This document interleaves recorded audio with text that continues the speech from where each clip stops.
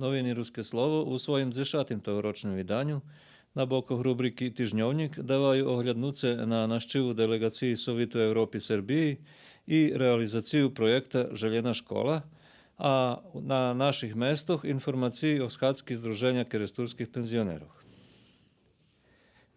Ekonomia píše o aktivnostoch podprijemstva Vrtlári z Malého Iđošu i o pririhtovanju keresturskih paprigárov za novú sezónu.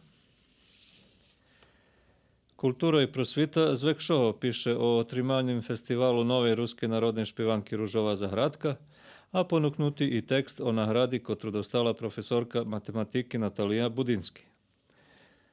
Tu i rezultáty zmahania našich recitátoroch. Mozaik upoznáva čitačoch zo Jasnu Medeši, novú predsedateľku Združenja Pactum Tenorum, a u rubriki Ľudze roky život píše o Natalii Ivan z Verbasu i Đurovi Makajovi z Kocura.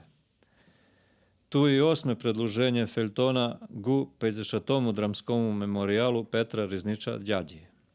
Duhovni život zaznačil robotnju centru za sluhanje nitka u ruskim keresture i švetovi dzenj molitvi u Novim Sadzi i Zemunu, a sport dava vistki zo šahu, rukometu i pljivanja.